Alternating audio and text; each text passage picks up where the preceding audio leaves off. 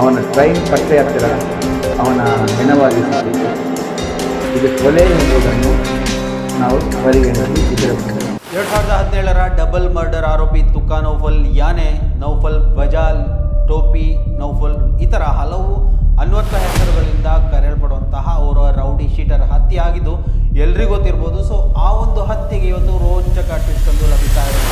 ಈ ಒಂದು ವಿಚಾರದ ಬಗ್ಗೆ ಕಂಪ್ಲೀಟ್ ಡೀಟೇಲ್ಸನ್ನು ನಿಮ್ಮ ಮುಂದೆ ಕೊಡ್ತಾ ಹೋಗ್ತೀನಿ. ಈ ಒಂದು ವಿಡಿಯೋನ ನೀವು ಮೊದಲು ವೀಕ್ಷಣೆ ಮಾಡ್ತಾ ಇದ್ರೆ ಖಂಡಿತವಾಗಿ ಒಂದು ಚಾನಲನ್ನು ಸಬ್ಸ್ಕ್ರೈಬ್ ಮಾಡ್ಕೊಂಡು ನೋಡಿ. ಮಾತ್ರವಲ್ಲ, ಇಂತಹ ವಿಚಾರಗಳನ್ನು ಸಂಕ್ಷಿಪ್ತವಾಗಿ ವಿವರಿಸುವಂತಹ ಒಂದು ಪ್ರಯತ್ನವನ್ನು ದಿನನಿತ್ಯ ನಿರಂತರವಾಗಿ ನಿಮ್ಮ ಮುಂದೆ ಮಾಡ್ತಾ ಇರ್ತೀವಿ.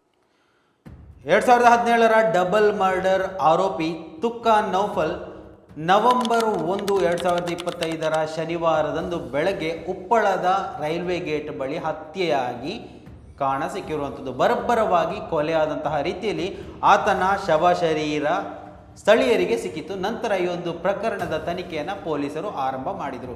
ಈ ಒಂದು ತುಕಾ ನೌಫಲ್ ಯಾರು ಅಂತ ಗಮನಿಸ್ತಾ ಹೋದರೆ, ಕರಾವಳಿ ಭಾಗದಲ್ಲಿ ಗಾಂಜಾ ಸಪ್ಲೈ ಮಾಡ್ತಾ ಇದ್ದಂತಹ ವ್ಯಕ್ತಿ ಇರ್ಬೋದು, ಅಥವಾ ಇನ್ನಿತರ ಗ್ಯಾಂಗ್ ವಾರ್ಗಳಲ್ಲಿ ಪ್ರಮುಖವಾಗಿ ಗುರುತಿಸಿಕೊಂಡಂತಹ ಅವರು ರೌಡಿ ಶೀಟರ್.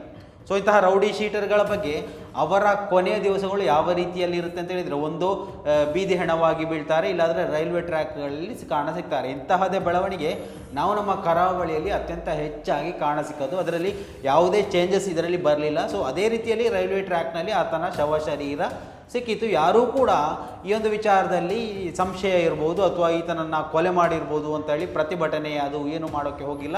ಯಾಕಂತ ಹೇಳಿದರೆ ಆತನ ಸಮುದಾಯ ಕೂಡ ಈ ಒಂದು ವಿಚಾರದಲ್ಲಿ ಆತನ ಜೊತೆಗಿರಲಿಲ್ಲ. ಯಾಕಂತ ಹೇಳಿದರೆ ಸಮುದಾಯಕ್ಕಾಗಲಿ ಸಮಾಜಕ್ಕಾಗಲಿ ಒಳ್ಳೆಯ ಕೆಲಸನ ಮಾಡಿ ಧೀರ ಮರಣವನ್ನು ಹೊಂದಿದಂದು ಖಂಡಿತವಾಗಿಯೂ ಅಲ್ಲ. ರೌಡಿ ಶೀಟರ್ ಸತ್ತರೆ ಅದು ಸಮಾಜಕ್ಕೆ ಒಳ್ಳೆಯದು. ಇದರಿಂದಾಗಿ ಯಾವುದೇ ಬೆನಿಫಿಟನ್ನು ಒಂದು ಸಮಾಜ ಅಥವಾ ಸಮುದಾಯ ತೆಗೆದುಕೊಳ್ಳೋದಕ್ಕೆ ಸಾಧ್ಯ ಇಲ್ಲ. ಇವರಿಂದಾಗಿ ಇವರು ಸತ್ತರೆ ಒಂದು ರೀತಿಯಲ್ಲಿ ಒಳ್ಳೆಯದೇ ಆಗುತ್ತೆ ಒಂದು ಸಮಾಜಕ್ಕೆ, ಸಮುದಾಯಕ್ಕೆ ಅಂತ ನಾವು ಅಂದ್ಕೊಂಡಿದ್ದೀವಿ. ಆದರೆ ಈ ಒಂದು ವಿಚಾರದಲ್ಲಿ ಕೆಲವೊಂದು ಕೋಲಾಹಲಗಳು ಸೃಷ್ಟಿಯಾಗಿರುವಂಥದ್ದು.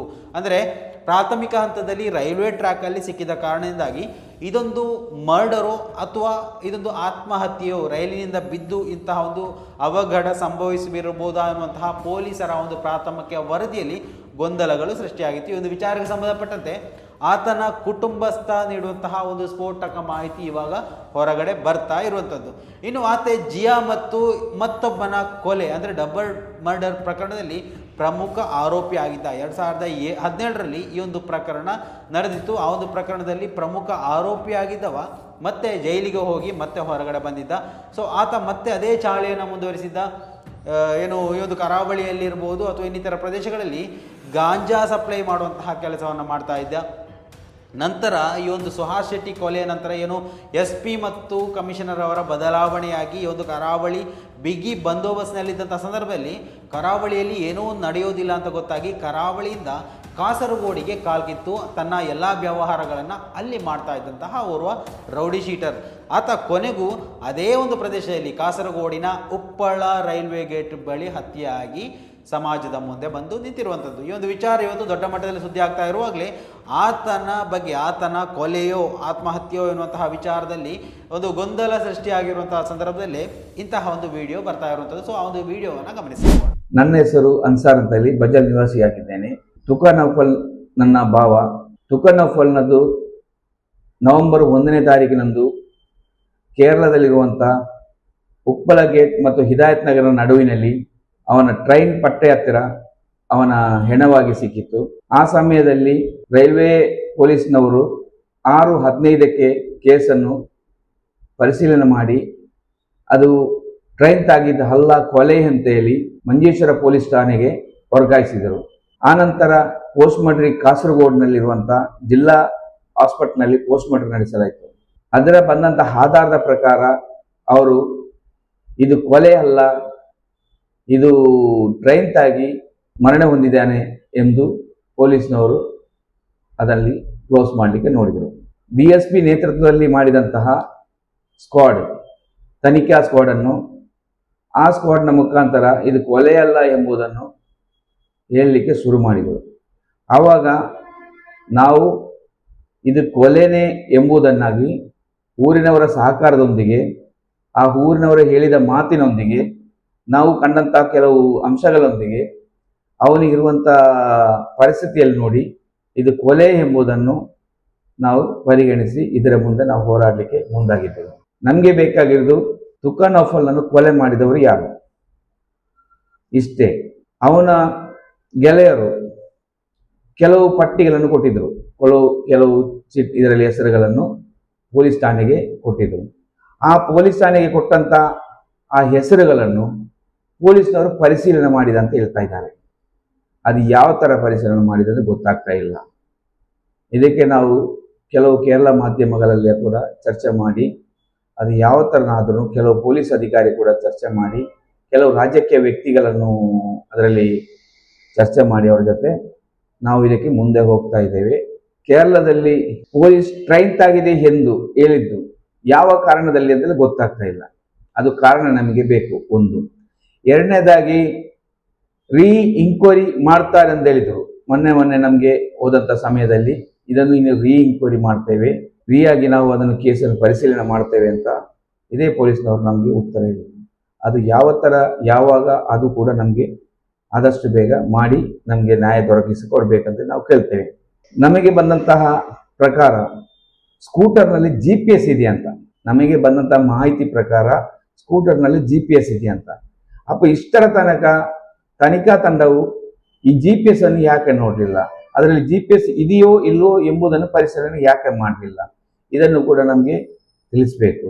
ಟ್ರೈನ್ ಆಗಿದ್ರೆ ಅವನ ರಕ್ತ ಎಲ್ಲಿ ಹೋಯ್ತು? ಅವನಿಗೆ ರಕ್ತ ಬರಬೇಕಲ್ಲ.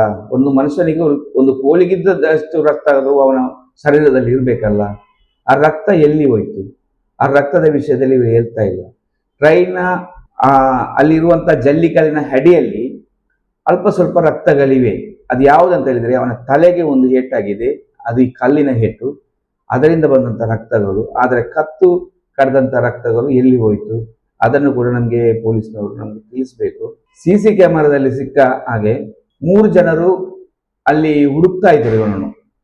ಮೊದಲಾಗಿ ಒಬ್ಬ ಫ್ರೆಂಡ್ ಅಲ್ಲ, ಒಬ್ಬ ಸಿಕ್ಕಿದ, ಇವನು ವೇರಿ.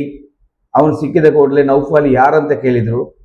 ನೀನು ಯಾರಪ್ಪ, ನೀನು ಯಾಕೆ ಇಲ್ಲಿ ನಿಂತಿದ್ದೆ ಅಂತ ಕೇಳುವಾಗ ಅವನು ಮಾತಾಡಲಿಲ್ಲ. ಅವನಿಗೆ ಗುರ್ತ ಸಿಕ್ಕಿಲ್ಲ ಅಂತ ಹೇಳ್ತಾ ಇದ್ದಾರೆ.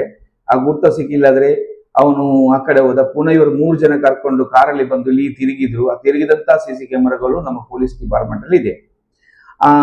ಆವಾಗ ಆ 3 ಜನರಿಗೆ ಯಾಕೆ ಸಿಕ್ಕಿಲ್ಲ, ಇವನು ನೌಫಲ್ ಅಂತಾರೆ ಯಾಕೆ ಗೊತ್ತಿಲ್ಲ. ಯಾಕಂತ ಹೇಳಿದ್ರೆ ಇವನು ಆ ತಿರುಗಿ ನೋಡಿದವನು ನೌಫಲು ಒಂದೇ ಜೈಲಲ್ಲಿ, ಒಂದೇ ರೂಮಲ್ಲಿ, ಒಂದೇ ತಟ್ಟೆಯಲ್ಲಿ, ಒಂದೇ ಜಾಗೆಯಲ್ಲಿ ಬೆಡ್ಡಲ್ಲಿ ಮಲಗಿದವರು. ಯಾಕೆ ಅವನಿಗೆ ಗುರ್ತ ಸಿಕ್ಕಿಲ್ಲ ಅದು ಕೂಡ ನಮಗೆ ಅವನಿಂದನೇ ಗೊತ್ತಾಗಬೇಕು. ಅದನ್ನು ಕೂಡ ಪೊಲೀಸ್ನವರು ಪರಿಶೀಲನೆ ಮಾಡಬೇಕು. ಊರಿನಲ್ಲಿ ಆ ಟ್ರೈನಿನಲ್ಲಿ ಅವನು ಹೆಣವಾಗಿ ಬಿದ್ದಂಥ ಜಾಗೆಯಲ್ಲಿ ಒಬ್ಬ 4-5 ಸಲ ನಡ್ಕೊಂಡು ಹೋಗಿದ್ದಾನೆ. ಇವನು ಬೀಳೋದಕ್ಕಿಂತ 1 ತಾಸು ಮುಂಚೆ, ಮತ್ತೆ ಅವನು ಬಿದ್ದ ನಂತರ ಪೊಲೀಸ್ನವರು ಬಂದು ಎತ್ಕೊಂಡು ಹೋದ ನಂತರ ಕೂಡ ಅದು ಯಾವ ಕಾರಣಕ್ಕೆ ಹೋದ್ರು? ಅವನು ಯಾಕೆ ಅಲ್ಲಿ ಹುಡುಕ್ಬೇಕು? ಹೆಣ ತಕೊಂಡು ಹೋಗಿ ಆಯ್ತು, ಮತ್ತೆ ಏನು ಹುಡುಕ್ತಾ ಇದ್ದಾನೆ ಅವನು?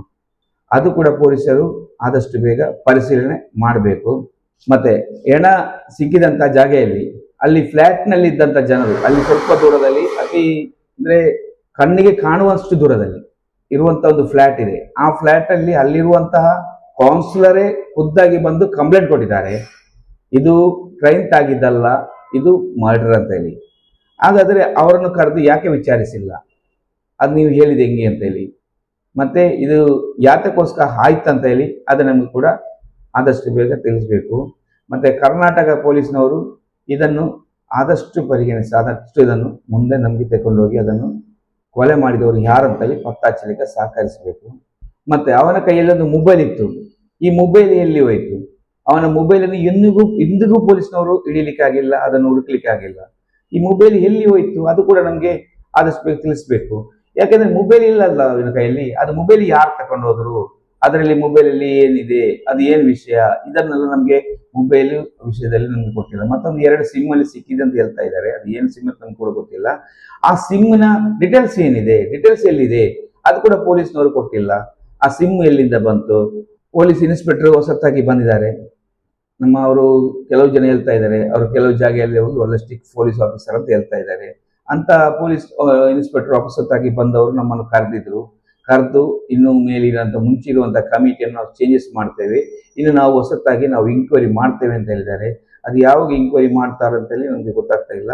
ಆದರೆ ಇಂಕ್ವೈರಿ ಯಾವ ರೀತಿ ಮಾಡ್ತಾರೆ ಅಂತೇಳಿ ನಮ್ಗೆ ಗೊತ್ತಾಗ್ತಿಲ್ಲ. ಅವ್ರು ಮಾಡ್ಬೋದು ಅಂತೇಳಿ ನಮಗೆ ಧೈರ್ಯ ಇದೆ. ಅಂದರೆ ಅವರು ಆದಷ್ಟು ವಿಷಯದಲ್ಲಿ ಕೂಡ ಅವರು ಪರ್ಫೆಕ್ಟ್ ಆಗಿದ್ದವರು ಅಂತೇಳಿ ನಮಗೆ ಮಾಹಿತಿ ಕೂಡ ಸಿಕ್ಕಿದೆ.